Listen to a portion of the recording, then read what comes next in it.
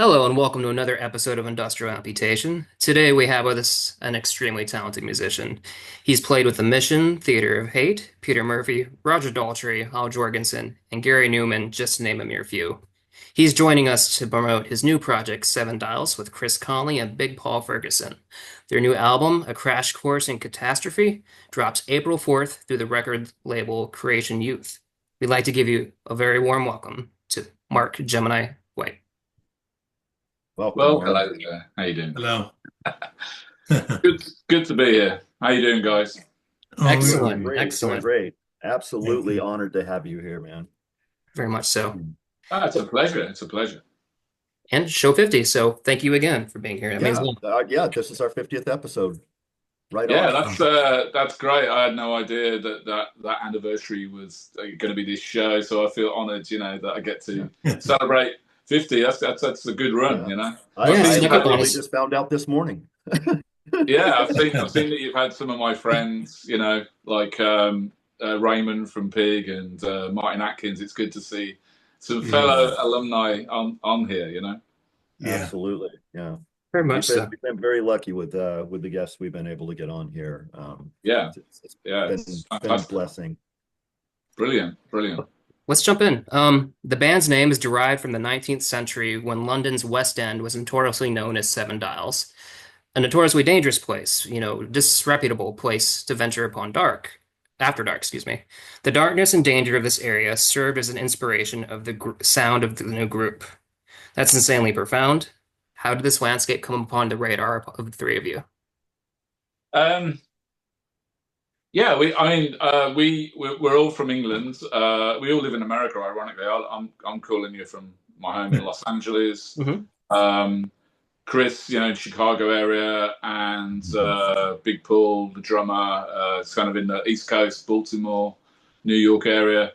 And but yeah, we wanted to, when we were discussing, coming up with a name, because we did a bunch of recording before we had a name. We didn't really think about the name straight away, but once it came to brainstorming a name, we all kind of submitted some suggestions, and we all like this name called Lonesome Ghosts Hmm. for a while. We thought that was a cute name, and it's like an old Disney black and white Yeah. cartoon.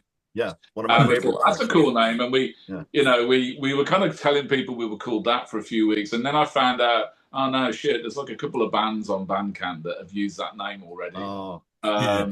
May not have amounted to much, but I just think we didn't feel comfortable with using a name like that. So we brainstormed some more, and one of the names that I believe it was Paul suggested on a list of suggested names was Seven Dials, and I was like, oh yeah, they're part of London. It was kind of notorious in the 17th, 18th century as being a really dodgy part of London, central yeah. London. Didn't want to go out there after dark, and I did some research and didn't see any like rock bands with that name. I think there was one band that like does like Charles Dickens, like Dickensian, umpire music called the Seven Dials Band that had put out like one record of that kind of old timey early 19th century music. But that was it, and I was like, okay, let's do Seven Dials. It'll just be one word, so there's no confusion, and that's how we settled on the name.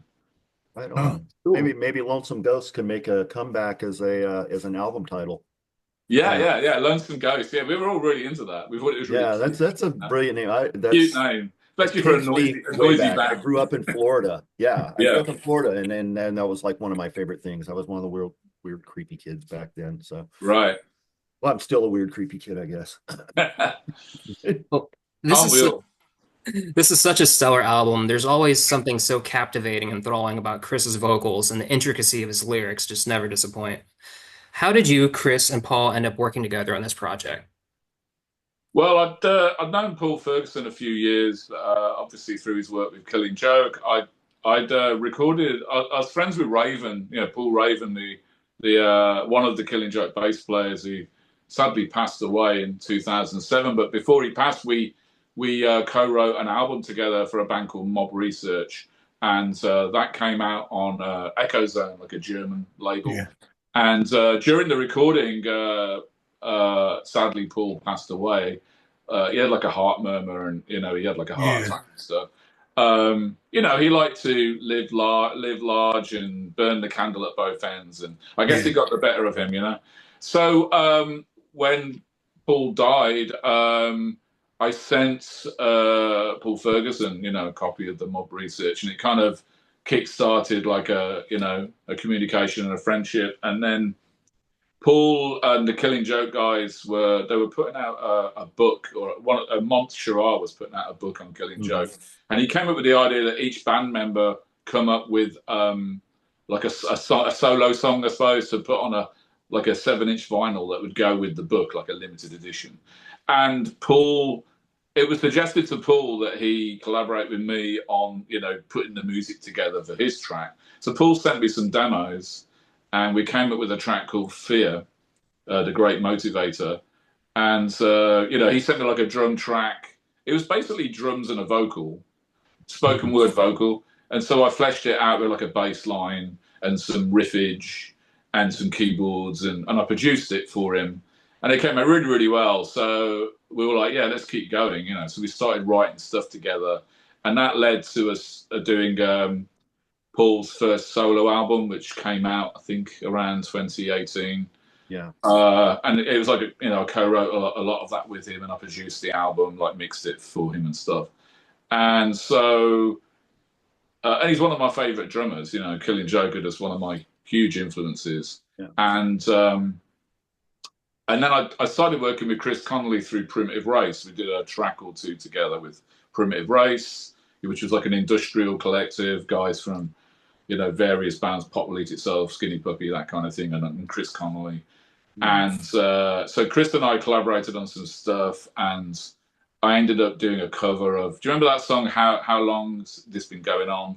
You know, the 70s hit. We did like a kind of an electronic-y, pseudo-industrial version of that song, which ended up being put out through Cleopatra as like an MGT release. MGT was like the name for my solo material. Just the acronym of the name. And so down writing with Chris, and then Chris and I kept writing, and before we knew it, we had like 4 or 5 songs. This was around 2020 or late 2019, and I started asking Paul, who I was also writing Paul's second album with him and helping him produce it. I was like, yeah, could you add some drums to this stuff I'm doing with Chris Connolly? And of course, Chris and Paul knew each other, so this all kind of happened very organically, where we were kind of working separately, and then we started working together. And before we knew it, you know, we had 4 or 5 songs. Then the pandemic struck, and just kind of took a break, you know, from, you know, that collaboration and doing other stuff. All my touring just ground to a halt. And so we kind of sat on it for a couple of years, and then I revisited it last year, and I was like, oh no, this is really good stuff. Let's finish this album off. And I said to Paul, like, oh well, first I said let's take it out as an EP. You know, we got 3 or 4 songs and 4 or 5 songs. And Chris was like, no, I want to put it out as an album. Let's keep going. So we carried on last year. We got up to 10 tracks. We included a couple of covers to kind of speed things along. The Obsession cover, the Animotion song, bit of fun. We included that one. When I kind of roped in my wife Ashley Bad on guest vocals on that, and we did a cover of a Sparks hit, Number One Song in Heaven, which was a big hit for them back in '79. I'd always wanted to cover that for years, and we've done like a high energy kind of rock version of it. Kind of sounds like Tin Machine doing a cover of, you know, of a Sparks song. It kind of has that kind of vibe to it.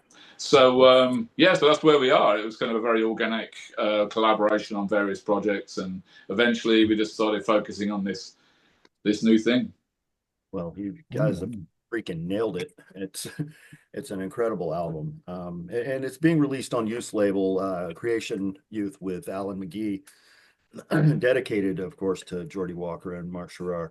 Yeah, good friend of mine. May they rest in peace. Sort of a mini Killing Joke reunion. Geordie and Mont both are terribly missed. Did you guys sort of feel their presence working on this stuff? Yeah, and Geordie, I've never been shy of saying Geordie's one of my favorite guitarists and a major influence. And, you know, when I was working on Paul's stuff, I couldn't, his solo album stuff, I couldn't help but get into Geordie Walker mode on guitar because I'm a big fan. And so it just feels good to sort of celebrate Geordie's career, and also Mont. Mont had worked with me on my solo stuff, MGT.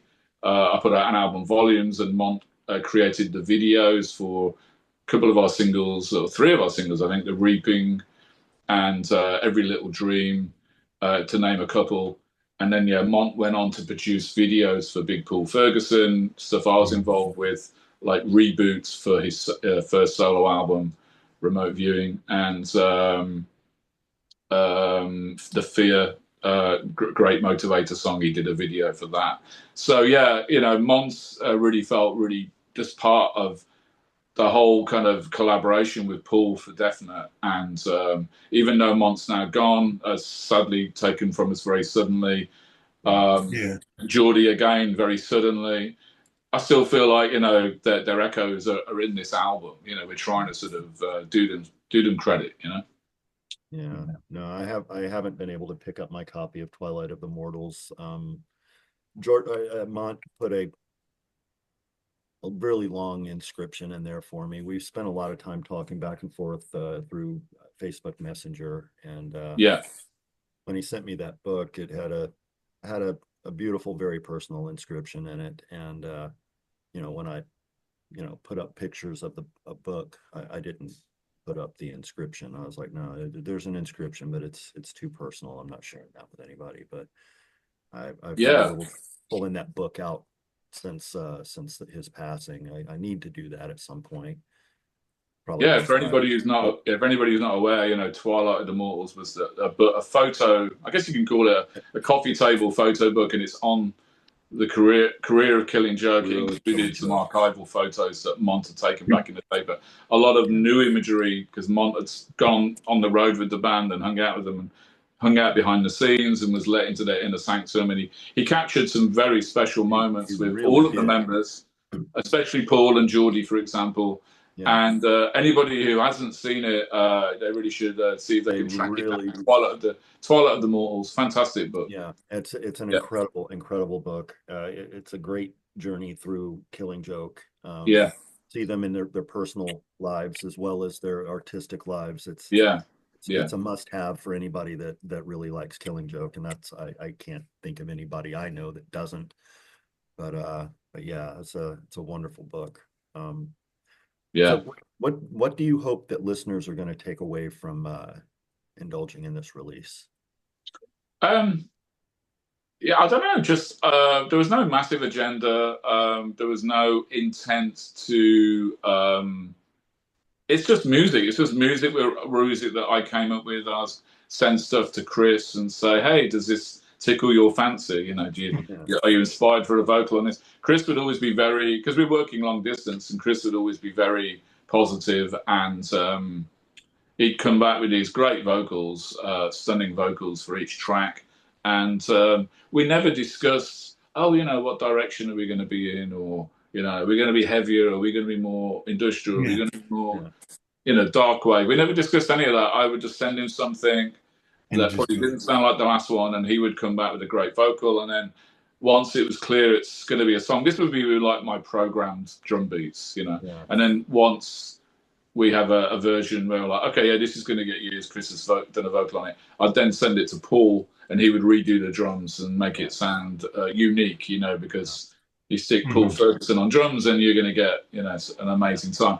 As is evident on, I think, he really shines on Zodiac Morals, this new single. It's almost like you're listening to John Bonham. It's like it comes in with this real swagger, Zeppelin-esque.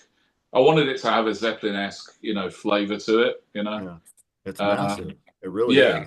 Yeah. It's probably the least. It's the least, industrial track on the album, so to speak. It's the most sort of classic rock sounding track on the album, but everybody was motivated to kind of put it out as the first taster single, and I'm glad it's been really well received. It seems to be going down really well. Yeah, no doubt. So as for you as an artist, what do you personally take away from this experience? Always trust your instincts, because you sort of sometimes second guess yourself as a musician. I'll be like, what are people going to want to hear from a collaboration between myself and Chris, Yes. with his resume, and Paul Ferguson with his resume? You have to try to avoid worrying about pandering to, the industrial fan base, or the alternative rock fan base, or the dark wave fan base. Having been a member of the Mission for many years, and I currently play for Peter Murphy for the last 20 years. So, I feel like an expectation from the gothic music scene, dark wave music scene as well. But what I've taken away from this record is I didn't really worry about any of that. Just came up with what I wanted to do. Chris the same, Paul the same, and you feel that in the music, that it just feels very natural and organic, and we're not trying to pander to any particular audience. We're just enjoying ourselves. Yeah, it was a very easy album to start over and over and over. Thank you. Yeah. And yeah, it's nice and eclectic. It's nice and eclectic, but it also sounds focused, and it wasn't intentional. It's just organic. Yeah, no, for sure. It's a solid album. That's something to very much be proud of. Joey? Oh, do you foresee the band playing any live shows or possibly doing a tour? Yeah, I mean, we definitely want to do some live shows. We're going to let the records get out there and sort of see what momentum it gets. We have the logistical issue of us being in various corners of the world. Myself on the west coast of America. You got Paul and Chris, the kind of Central and East America. We'd have to figure out who's going to be on bass. We did have. I'm playing bass on most of the album. I'm known as going out on bass occasionally. I toured with the Wonder Stuff, the British band, on bass on a couple of tours, and so I'm comfortable with that as well. But yeah, we had Chris Kanicka from Primitive Race on a couple of tracks on bass because it was like a couple of ideas that Chris and I had collaborated on, and so yeah, maybe we'd do the shows with Chris. I'd have to talk to him about that.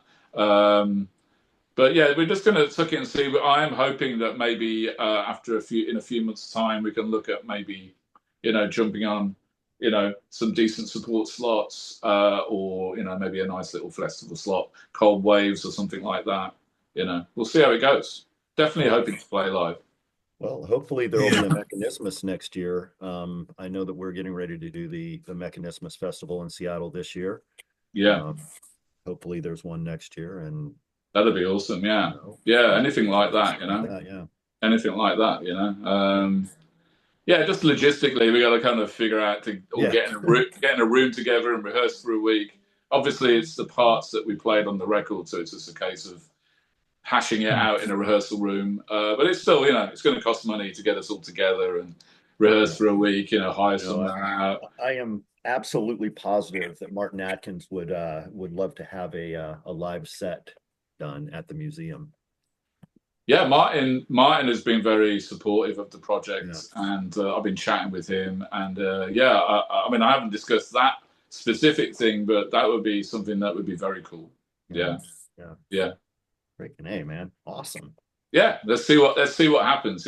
First we're going to let the album drop, which comes out 4th of April, and we're just going to drop it like an atom bomb out there, and we're going to hit like one too. We're going to see how it spreads.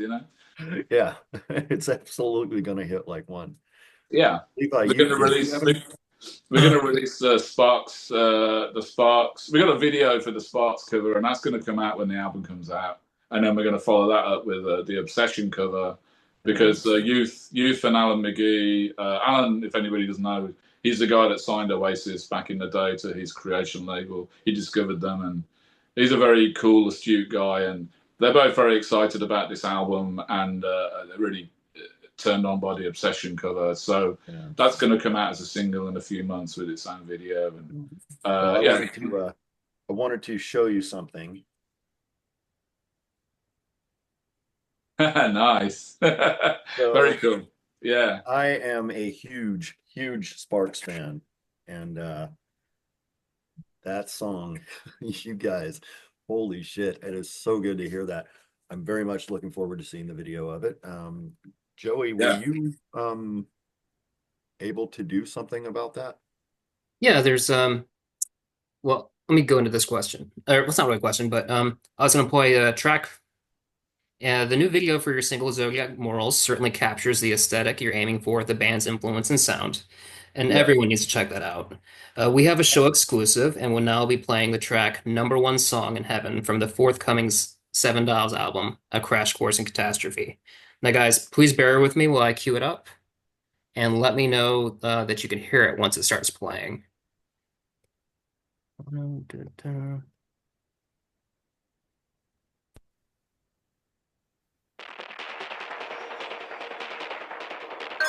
You guys hear it? Yep. Yeah.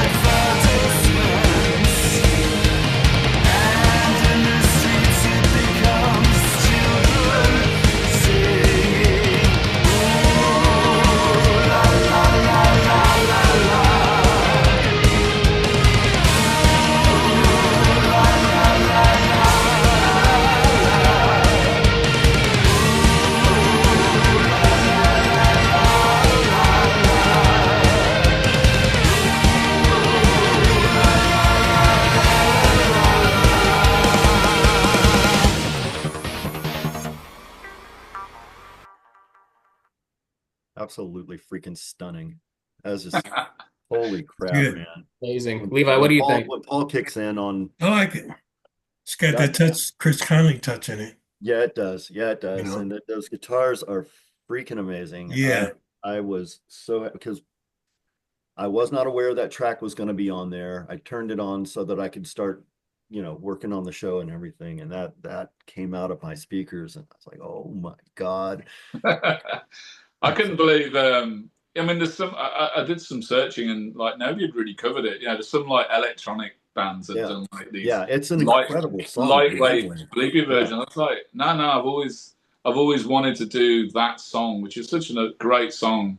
Yeah. Always heard it in my head as like being really intense and like full on Yeah. energy. You know, No, you guys like I said, really, like Tin Machine, like covering it or yeah. something. I wanted it to have Yeah. that kind of Yeah. flavor. You know, No, this it does. high It does feel energy. that way. Conley does have that sort of Bowie-esque presence to Yeah, begin with, yeah. and is just brilliant. But yeah, I I'm loved, very you happy know, with like that. when Faith No More covered Easy. I thought that was brilliant, and Yeah, I was like, yeah, it's time. It's time for another rock band to yeah, like the torch for Sparks, who was such an amazing band. They were just awarded like a lifetime achievement yeah, award like yeah, last yeah. year. They're such an underrated act. Yeah, I mean, in the right circles, they're not underrated at all. right. And Yeah, thankfully, I'm in those circles. So, but it is a shame not to see them having much more than they do as far as fame goes. I mean, I remember my big crush on Jane Weedland actually came from her and Russell doing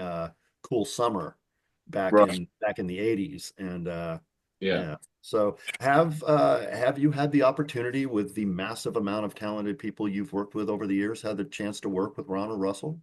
No, I haven't. I never met them. Apparently, I mean, I'm guessing that they live in Los Angeles, but same as me, because I hear Yeah. that they like show up at the Earth Cafe in Beverly Hills quite often.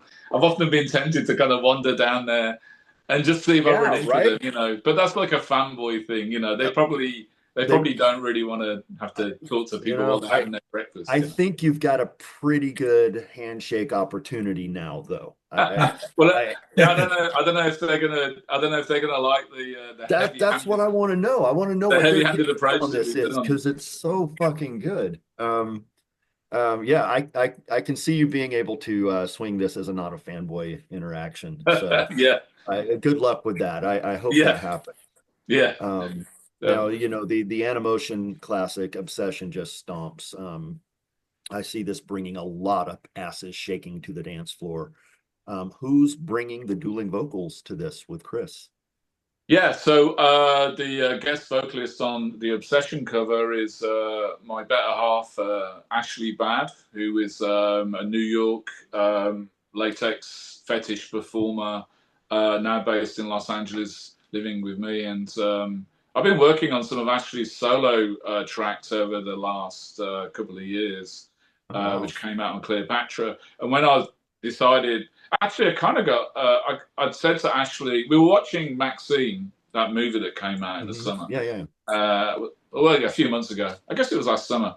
And you know, the Obsessions on the soundtrack, and I was like, I've always wanted to. I've always heard this like revamped and remixed and rocked up.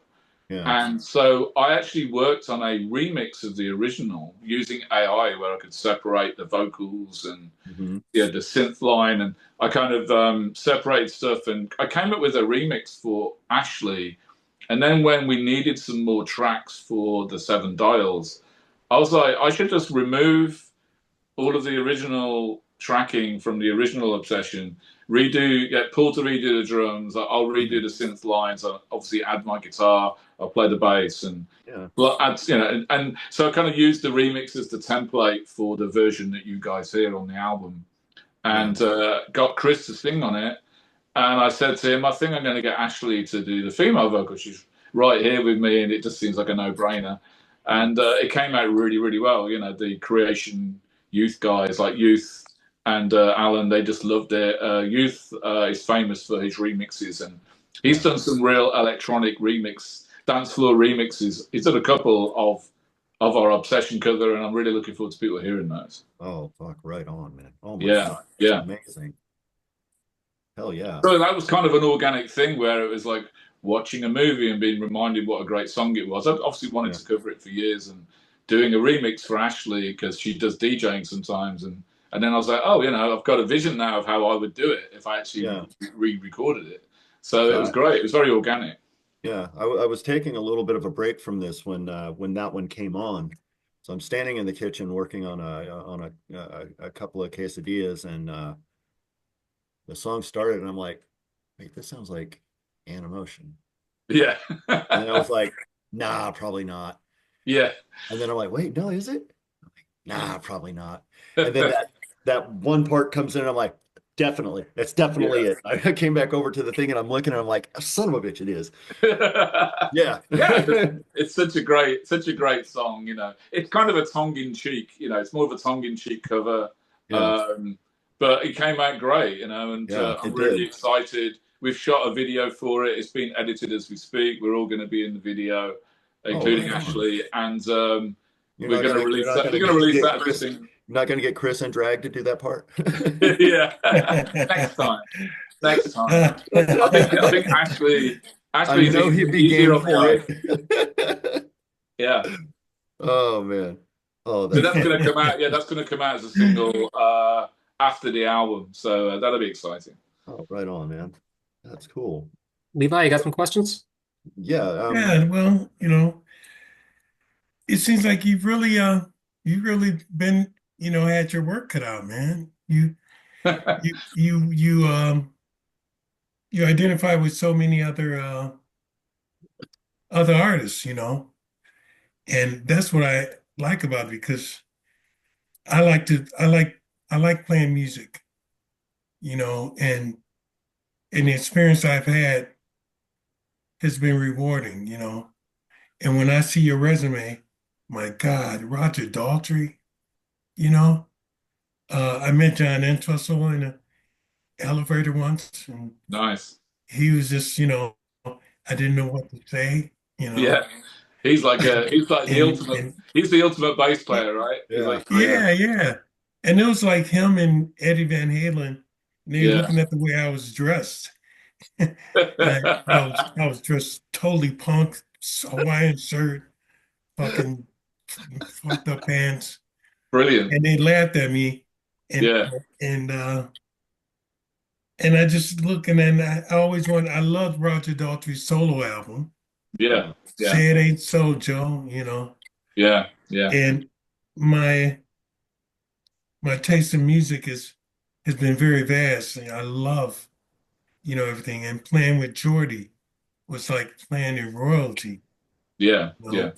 Yeah. God, it was like, and he was so welcoming, He was And it great. was great, Chris, I, Chris has been so much inside, in things, since coming to America.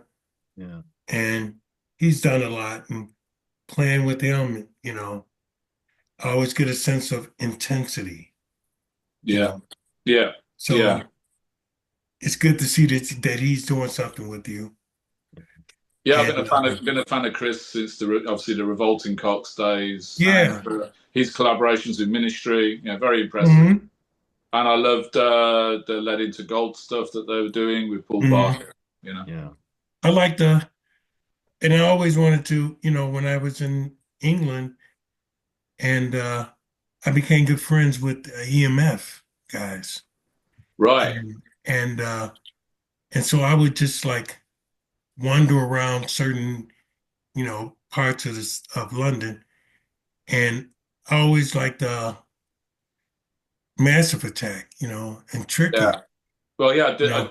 I played with Tricky for a while, and yeah, Yeah, I'm a huge Massive Attack fan. We used to I am too. secretly listen to Massive Attack on the tour bus when Tricky wasn't around. Yeah, yeah, I say that because you know he'd left Massive Attack and gone on to his great yeah, solo career, Yeah.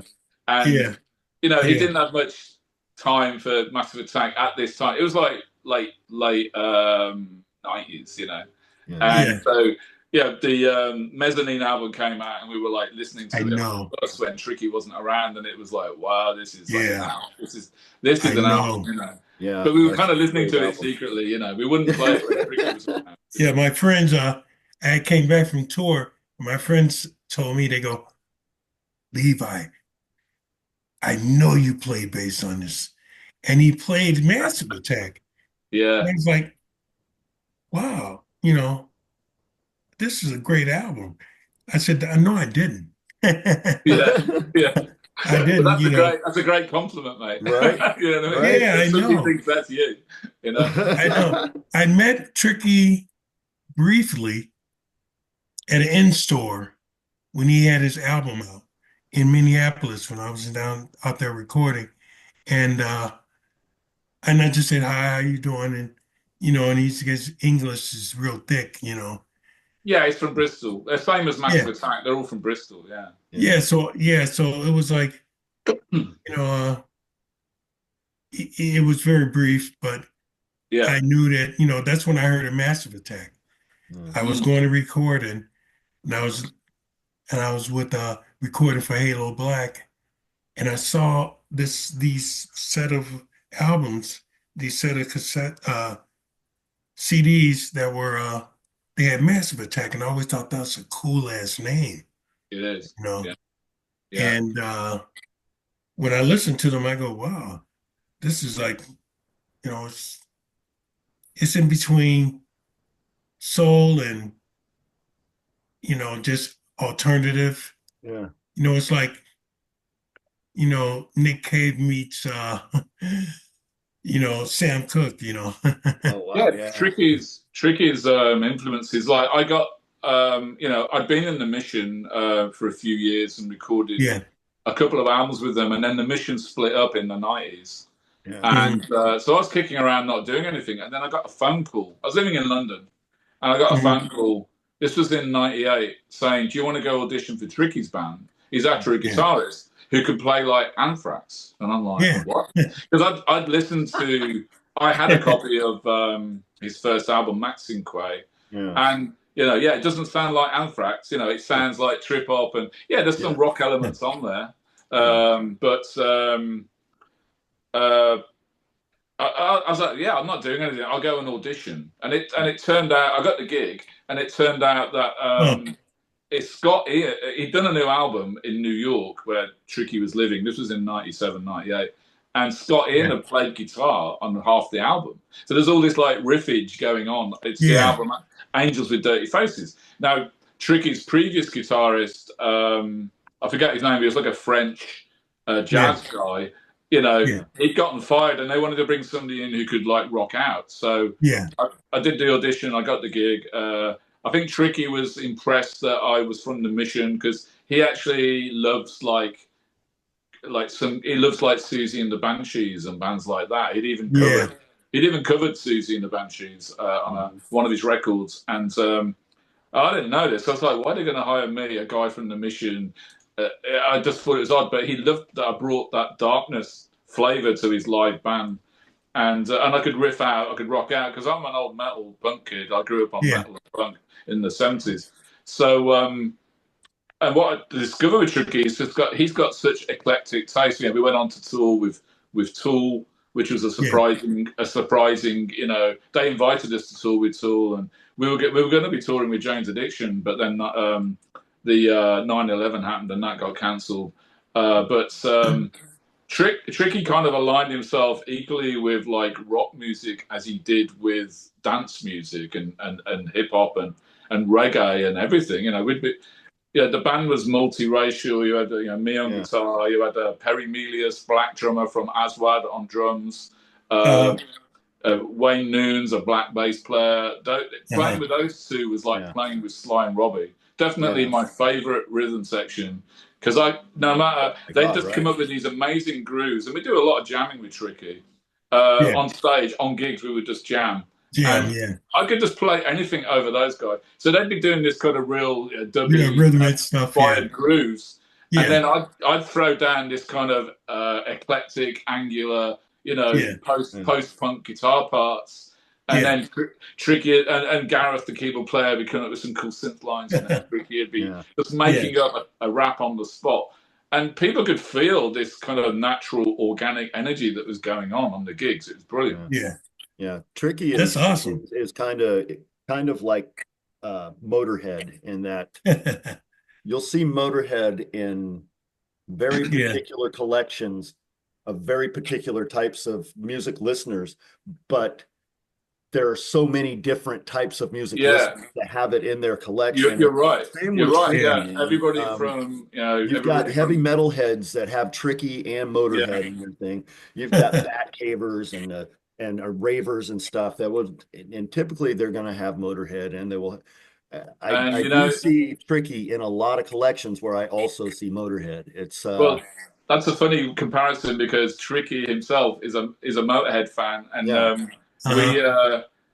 I had a Motorhead related moment with Tricky where we were playing in Cleveland. I can't remember the name of the venue in the early 2000s, and there was a Motorhead poster backstage, from when they'd played at this venue, and yeah, Tricky was like, "Yeah, I love Ace of Spades. That's a fucking great song. Yeah, Ace of yeah. Spades." And right as we're going back on stage for the encore, Tricky comes over to me because Tricky was famous for just wanting to do stuff on the fly. He came over to me and said, "Mark, play the riff from Ace of Spades," and I was like, Oh, "Really?" no But way. so I went out on stage just for an encore. I started playing the riff from Ace of Spades. Perry and Wayne joined in, but with like a funky, almost like Red Hot Chili Peppers kind of approach, rhythm Mm. section. And then Tricky started making up a rap on the spot. Oh And the my Yeah. crowd went God. absolutely berserk. They were like, what the fuck is this? And you Yeah. could Holy tell it was like shit. a Motorhead mashup. Oh, And oh we my ended up God. recording it. We changed the name of it because it kind of evolved into its own song over various gigs. And Tricky included it on, I think it was the Vulnerable album that we did in 2003, and it's called Where I'm From. Yeah, that song's inception was like a Oh homage my to Ace of God. That Spades by is Motorhead. so freaking awesome, man. Yeah, That is yeah, so awesome. Yeah. I was very blessed to have been in Lemmy's orbit for a little while in Seattle back in the 90s. He was a hell of a fucking guy. And yeah, yeah. what Legend, a fucking legend. trip. God Yeah. rest his soul. Yeah, God rest his Mhm. soul indeed. I miss that man's laugh. I really do. I He used to was a go in. I used to go he into the was Rainbow. funny. I still do. But I used to go into the Rainbow. The famous Rainbow Bar and Yep. Grill in Yeah, I West like the Hollywood. rainbow. I'd Yeah. see Lemmy propping up the end of the bar, like Yeah, playing with for his little fucking the yeah little the fruit gambling machine. game thing. Yeah. My Yeah. first, I'd always leave him to it. I never Yeah. felt. I'm one of these guys that if I see somebody I really admire, I'm actually mm, less likely to go and talk to them because Yeah. I'm like I know I don't want to embarrass myself or them, and Yeah. so I yeah, just kind of left him to it. Like if he looks over, I'll give him like the knowing, like, "Hi man, Mhm. how you doing?" Yeah.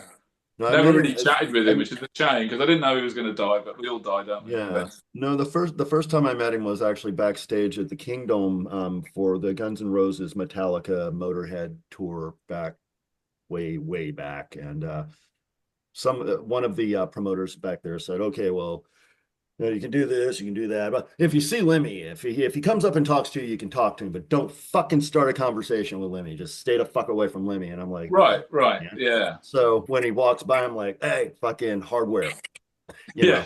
And then he goes, "Oh, right, man." We started fucking talking, and he was like, "Oh yeah, you got to see this other movie I was in," and it was hysterical. And then I didn't see him for a while, and then he started seeing a stripper that I knew in Seattle, and I was kind of in the underground party supply scene back then, and we ended up getting to know each other for a little bit. And I would get calls at 3 o'clock in the morning from Lemmy. "Hey Joe, I'm down at the Vogue. Get down here, man." I'm like, Yeah, "Lemmy, all it's of a 3 in the sudden, morning. The Vogue's closed." He's like, "I'm motherfucking Lemmy, mate. The Vogue is open. Get down here." And I'm like, "Oh yeah, my God." Lemmy's your best friend. Yeah, yeah. Yeah, At 3 in the it's morning. a surreal fucking trip to think that, he had sat on my apartment floor digging through my vinyl and and telling me stories about stuff. I had a Sid Vicious record in there. He told me stories about trading Sid Vicious on bass, and mm. and My giving me first, shit, my first, because I didn't have a Motorhead album in my uh, collection at the time, and I'm having to say, "Fuck you, dude. Go down to the H's where the Hawkwind is." And he's yeah, like, "Oh, yeah, all right, mate. I'll quit fucking with you." yeah. I Yeah, said the same thing.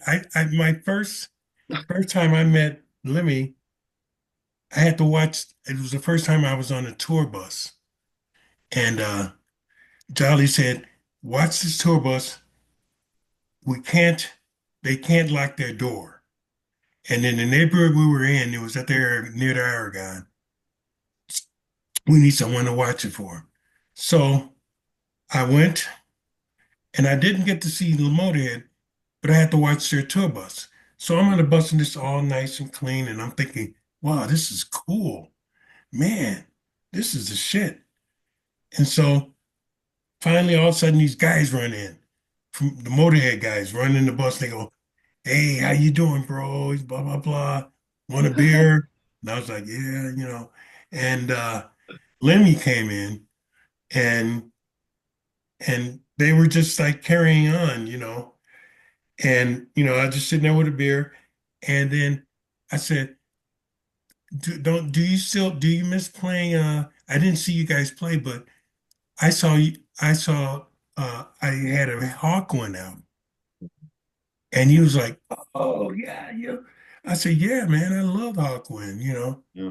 I didn't play then, but I messed around. I was playing into guitar, and Yeah. so we sat and talked, and he was telling me all about the things they used to do, and the drummer, Filthy, he was outrageous. He was out of his control. Yeah.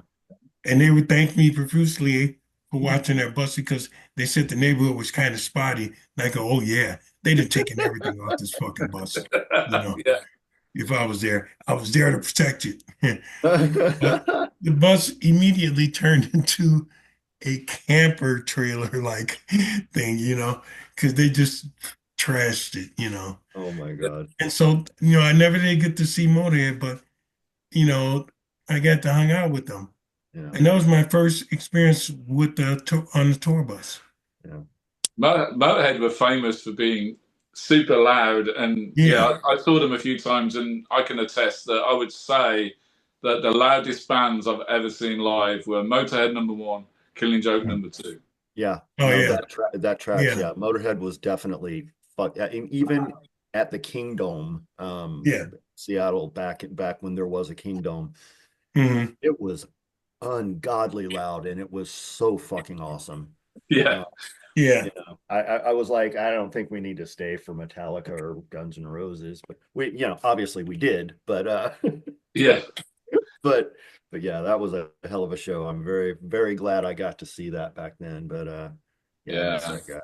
And they're all dead now, like Filthy, Animal Yep. Taylor, and Eddie Clark, and Yeah. They're all Lemmy, dead? the Yep. Triumvirate, or whatever it is. Yeah, Yep. they're all dead now. It's like such a shame. Yeah. Oh wow. Yeah, it is. Yeah, It's That's an sad. absolute shame. yeah.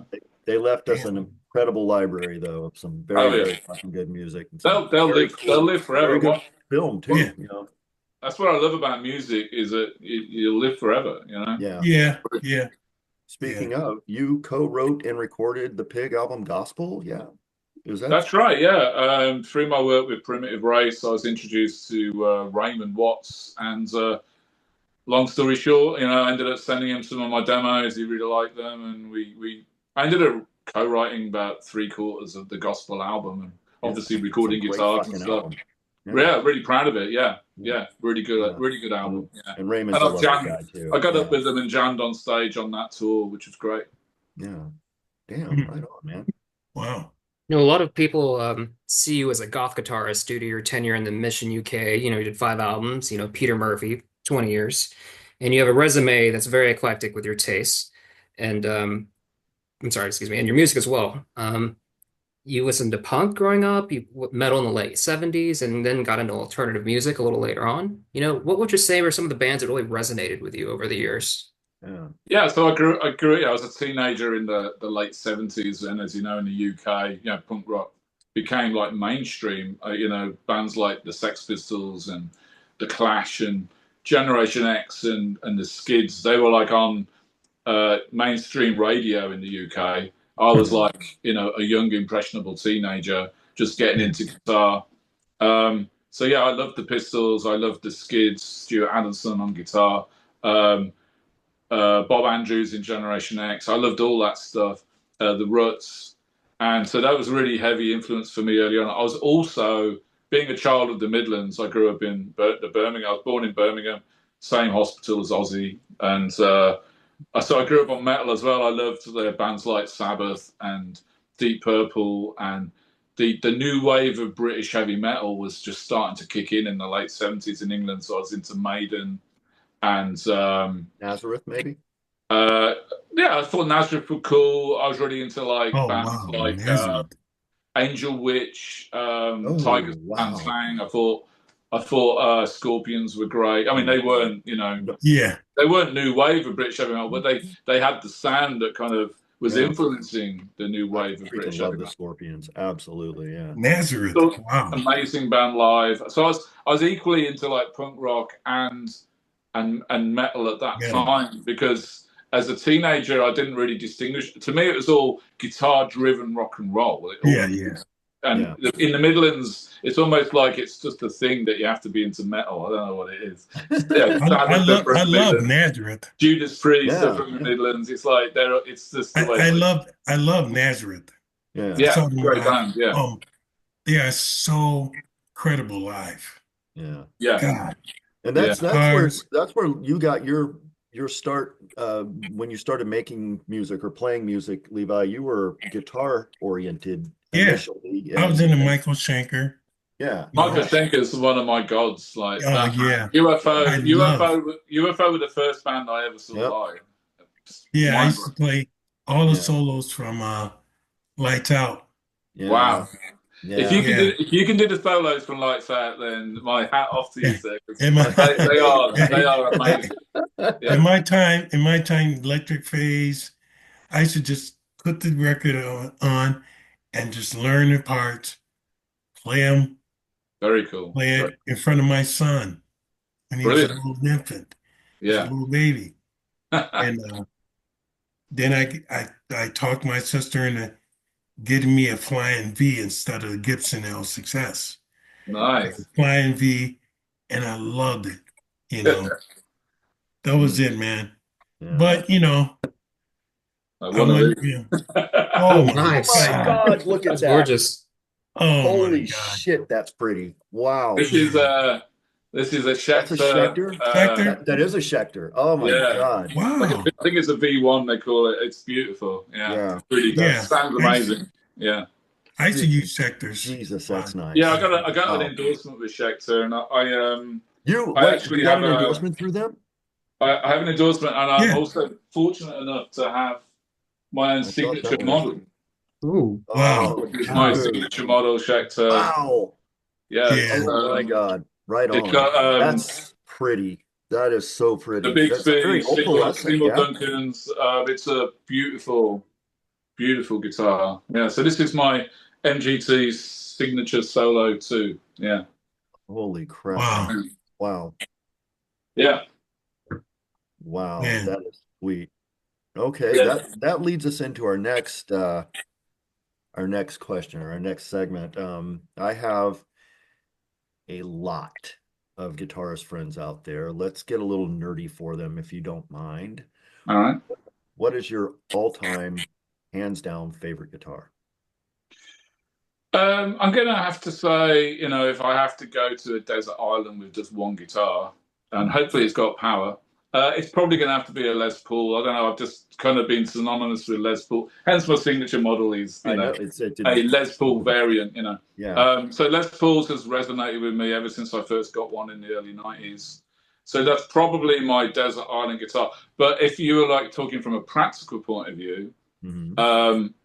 because there probably wouldn't be any electricity on that desert island, I'd probably bring my Gibson Hummingbird because I love that guitar for Nice. strumming and just Yeah. Mhm. Oh, yeah. nice. Okay. And what do you keep at your back and at your feet when you're playing? What kind of setup and effects? Well, you can see my amps behind I me. can You see got your a amps behind you. You see. Marshalls going on, and I got Yeah. an endorsement Oh, you with got a Mesa Mesa. Boogie back there. Yeah. I got an endorsement with Mesa Boogie, and Yeah. my go-to backline more often than not in the recent, or I say recent, for the last 15 years or more has been like a dual rectifier. That's like my main dual rectifier head there. And yeah, I'm just a big fan of. They're surprisingly versatile. I think people obviously associate them with the whole Yeah. new metal thing, but they are much more than that. And you can get a lot of different tones out of a dual rectifier. And I've figured out my own choices of put the clean channel, how to get that sounding great, and then the crunch and then the lead and Yeah. some my choice of effects. I find them very versatile amps, but also I've toured with a Mark V, and they're really good. And Oh, I'm curious to nice. try a Mark VII because I hear they're really good as well. Right on. Yeah. So now, do you have a standard pedal board just loaded up, or are you using something more modern?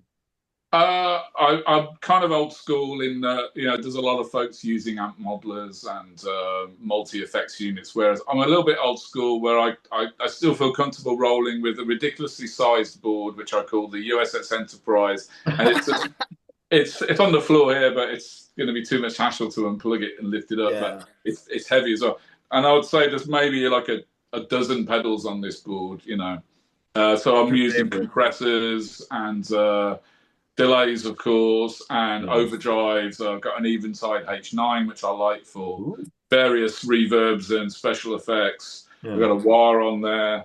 Mm. I've got a Digitech Lux, which gives you a nice detuned Nice. Yeah. vibe going on. Compressors, something that I definitely use all the time. Yeah. Damn. Right on. And Um, yeah. what is the first guitar you played, your first song that really kicked ass on? uh, well, as I said, going back to the Les Paul, I had a black 1990 Les Paul Standard, and I joined a band called Spear of Destiny, a British band in the late 80s, and we did an album called Sod's Law. So I used that Les Paul, that black Les Paul on that album, and so that was like my first commercially released, mainstream album. And I did some pretty tasty guitar work on that album, solos and what have you. So yeah, the Black Les Paul, which where is it? I've got it here. I've got a lot of Les Pauls. I can see that. So this is that guitar, Oh, Mm. and nice. I still have it. I used this guitar also with the Mission, and I used it with Tricky. Like you'll see videos of me performing live with Tricky. We did Mm. Chris Rock's show. I was Yeah. playing this guitar. We did Conan O'Brien. And I was playing another guitar on Conan O'Brien. But yeah, this guitar, I've retired it from touring. It's had 3 or 4 neck breaks on it, which I've had repaired, and so I Yeah. retired it from touring because it means a lot to me. But yeah, this Yeah. guitar Yeah. is. Yeah. It's like My I should get buried with this, like Eddie Van Halen style or Dimebag Darrell style. You know what I mean? yeah. No, my friend and co-bandmate Mark, just actually last week we were at rehearsal, and his Les Paul took a spill and snapped the headstock, and It's such a common problem. Yeah, that pretty much ended rehearsal that night. We're like, oh no. yeah. So yeah, It's a so common it's a common problem. yeah, I've had guitar, I've had Les Paul. In fact, this Les Paul, I've had the headstock like flying on tour, flying from England to America in a yeah, hard case. Get off the plane, get the guitar case, open it up, and the neck's broken. So no, they that's just really chuck these guys around. Yeah, they do yeah, baggage handlers. Wow. yeah. Some of Yeah, your baggage handlers can kind of suck sometimes. yeah. Um, well, for musicians anyway. Um, all right, Joey, you want to get this one? Sure. Mark, what is your first memory of art having profound effect on you? Um, good, good question. Probably I have a memory of being 14 and sticking on Wish You Were Here by Pink Floyd, listening to it on headphones Mm. and being transported, to a different world. The power of music to totally take you transcendently to somewhere else. I've never forgotten it. I can stick that album on right now, and it will take me back to being in that room as a 14-year-old boy. That's the power of music. Yeah, music's a time machine, man. It's fucking Yeah, it's beautiful. crazy. Yeah, And you can hear a song on the radio that you haven't heard for say 30 years. yeah, You don't even have to like the song, and it yeah, will take you. You'll be like, "Wow, I remember when I first heard that song." yeah. No, That's it. I've found Crazy, out through longevity that there were songs I hated. I mean, could not stand. right? And then enough years pass, and you hear it, and it reminds you of a really good time, and now Yeah, So now the Yeah. song's kind of nostalgic, and he's like, "Oh, I used to hate this song, and now I listen to it. It makes me feel good." It's a Yeah, weird, there's something weird crazy thing. about that, like like pop music, and like maybe as a 15-year-old boy, and if Off the Wall had come on, Michael Jackson Yeah, or something, I Want to Rock With You, isn't it? At that time, I'm like, oh, I'm Mr. Hard Rock. I'm not into that stuff. But now, yeah, if I hear that song, I fucking love yeah, any of that. yeah. No, mine was with what was it? Huey Lewis and the News.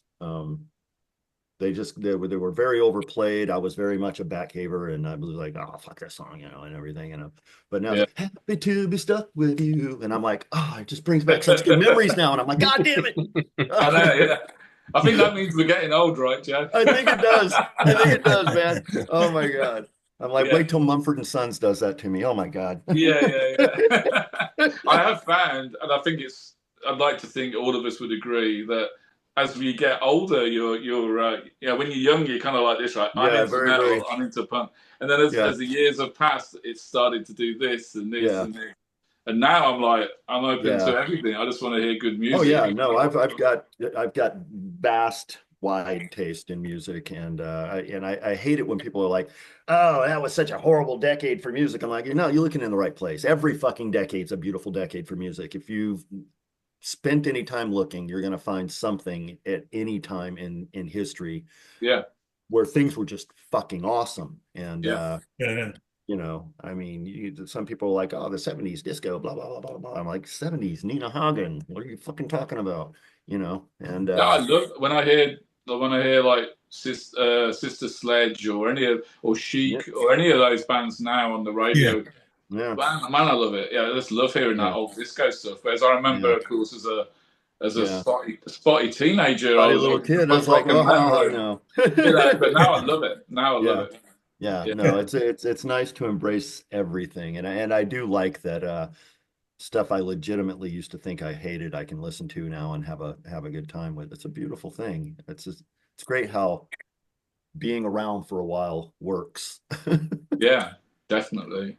Yeah. So Klaus Larson of Leather Strip just yesterday posted on a question on his Facebook page. Did you discover a great new band recently that no one knows about? Same question for you. Um.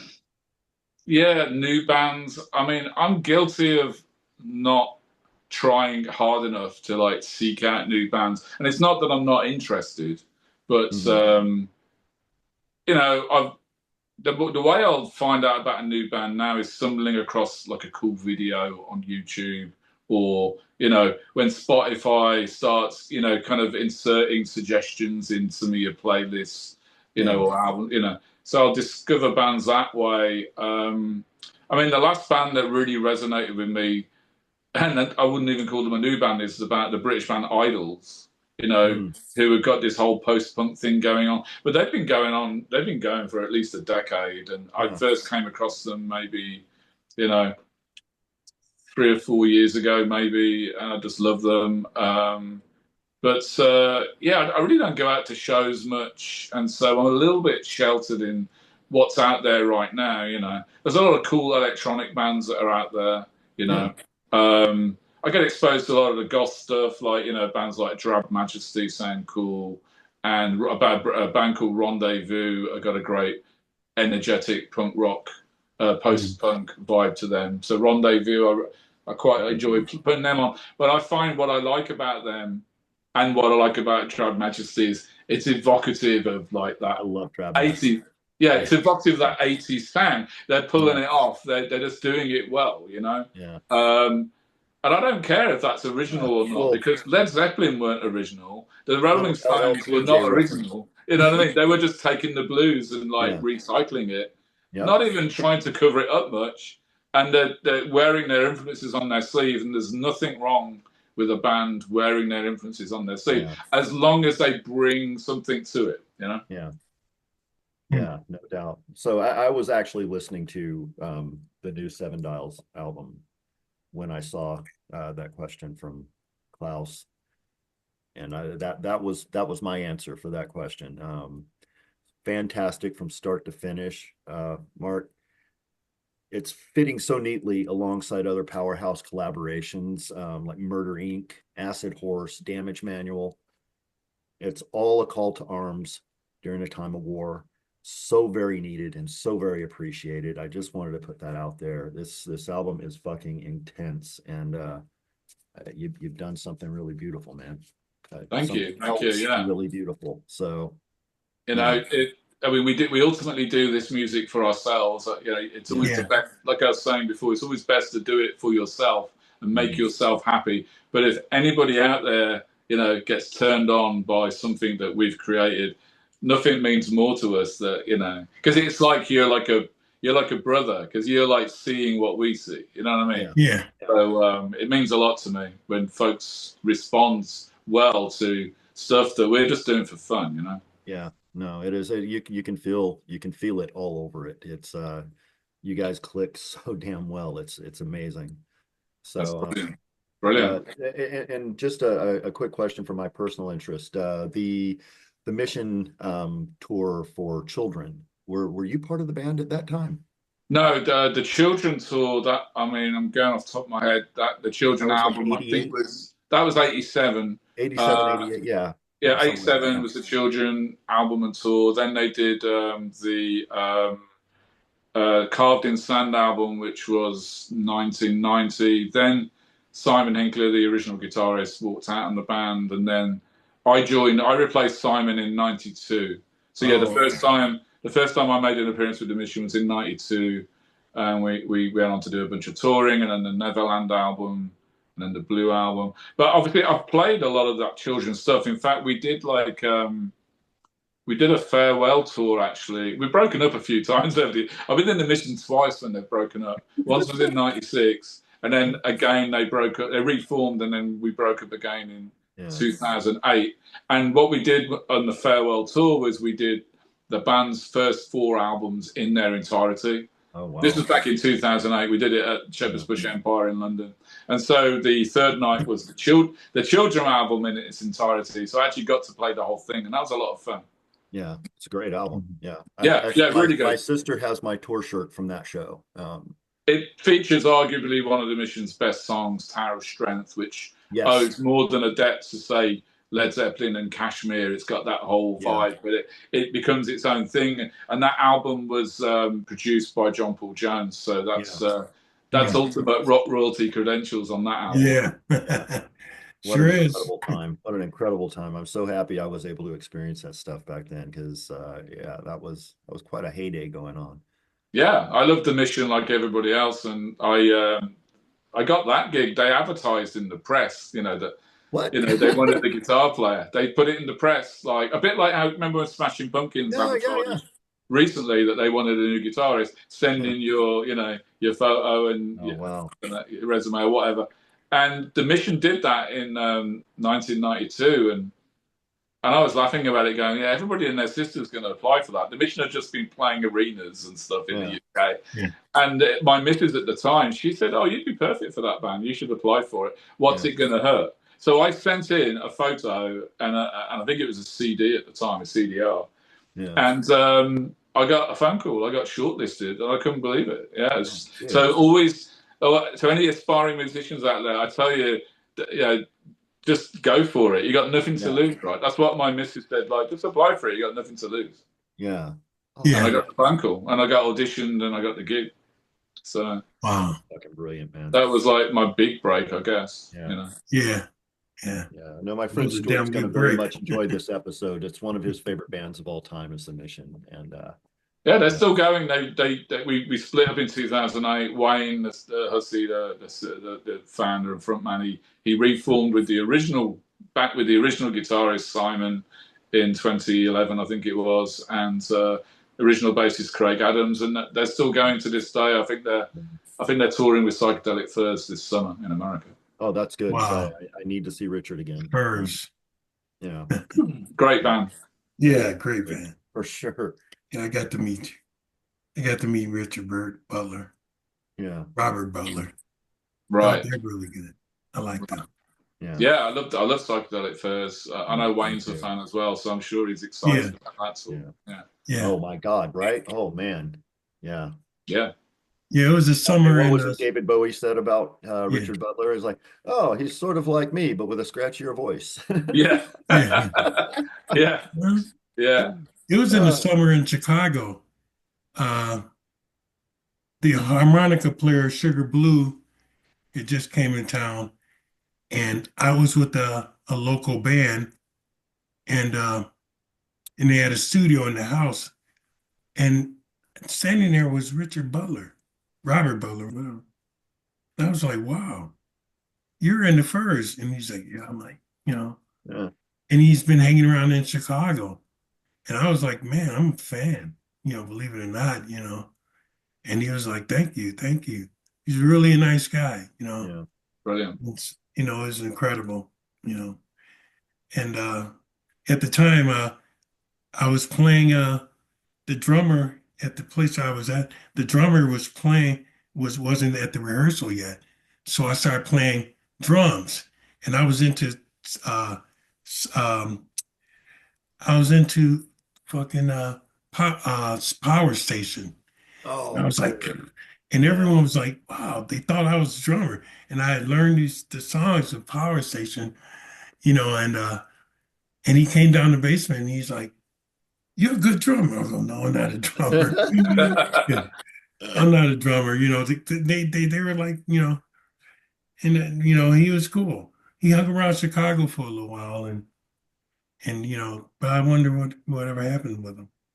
But I Right. always liked him, you Yeah. know. Yeah. Power His Station, projects. great. Yeah. Robert Palmer, again, God rest Yeah, his soul.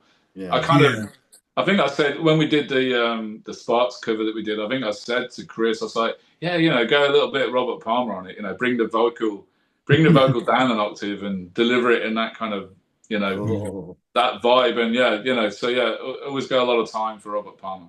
yeah. yeah, Yeah. yeah, That man was a fucking gem. Yeah. Gee. yeah. So aside from just go for it, any other words of inspiration for the youngins out there wanting to use their voice and talent to rebel against this ugly and mean time we're living in?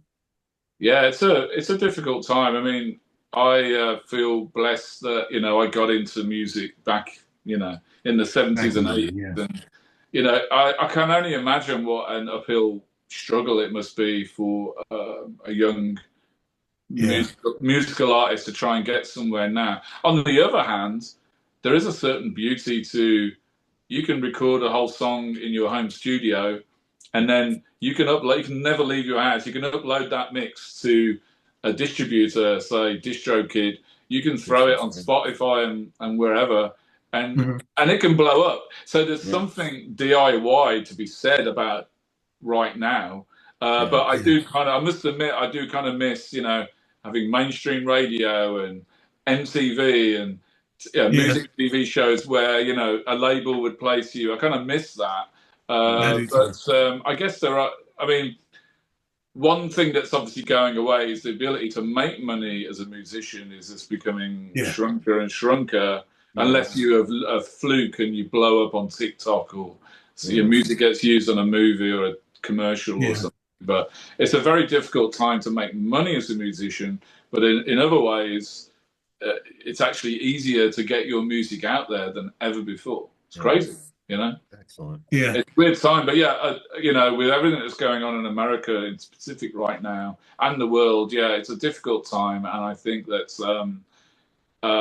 don't want to get too political about it, but there's a lot of misinformation out there, deliberate misinformation from Yeah. various parties in social media, and this is Mhm. kind of how a lot of the younger kids are discovering news is through their social media. Yeah. So I just think they got to remember to question what they read, always try and find reliable sources, and as far as music goes, just as I was saying with Seven Dials, we just did it for ourselves. I wasn't trying to pander to anything. My advice for any aspiring musician, singer, musician, whatever, is trust your instinct, follow your own heart, and yeah. try to not pander to say musical trends, Mhm, just kind of follow your own heart and you'll find that's how you'll get the best result. Excellent. yeah. Is there anything else you'd like to talk about or promote today? Um, I mean, I guess I should talk about Peter Murphy. Yeah, I've been playing with Peter for you know, best part of 20 years now. The front man for goth legends Bauhaus, and Peter Yeah. has a new album dropping. I think it's in April. It's called Silver Shade, and produced by youth. So there's an interesting connection. All right. Yeah. Uh, and we're going to be touring that album in the summer. So I'm going to be performing with Peter Murphy live. We're performing at the Forever Now Festival alongside Kraftwerk and the Damned and Jesus and Mary Chain and a bunch of bands in the UK in June. I think it's 22nd of June. Okay. And then we're performing at Mera Luna, a big time sort of dark wave festival in Germany in August, I think 8th, 9th or 10th of August. And there's going to be some other shows that we're going to be announcing. So yeah, I'm also going to be busy with Peter promoting his new album this summer. And you know, performing with Peter has been a lot of fun. You know, we did a tour a few years back where we celebrated Bauhaus's 40th anniversary, and we had David J, the original Bauhaus bassist, on bass.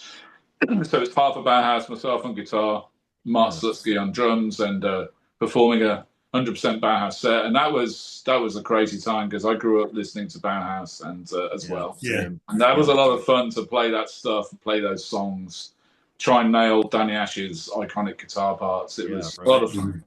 Yeah. Damn. Well, I cannot Yeah, that's wait awesome. for that to come to Seattle. I'm very much looking forward to meeting you in person. And God damn. Yeah, So, likewise. Yeah, definitely. Seattle's a great city. I got a lot of fond memories of hanging in Seattle. You know, DV8 and all those clubs. You know, Yeah, yeah, I yeah. like Uh, DVA. yeah, yeah, I mean, Seattle would love to see you back, obviously, and so would Denver and Austin, our other two yeah, hosts. yeah. But Mark, it has been an absolute pleasure visiting with someone as prolific as you. Thank you so much for this. The pleasure is all mine. It's been an absolute honor. Kiddos, please get over to the7dials.com and pre-order. You can also find Mark at markgeminithwaite.com. Germs and Geodes, we've reached the end of another episode dedicated to Jordy Walker, Montcherer, and our dear friend Jason Lupo. The world is a strange place, or is in a strange place, a place our music and subculture have been training us for since society started kicking against the pricks in the way, way back. Make art, express your voice, look out for each other, be kind where it matters, and hard when it's necessary. We've got this if we've got each other's backs. Don't be afraid to reach out if you need help or if you see someone else needing help. Stay vigilant, my friends. Love, hugs, and belly rubs. Cheers.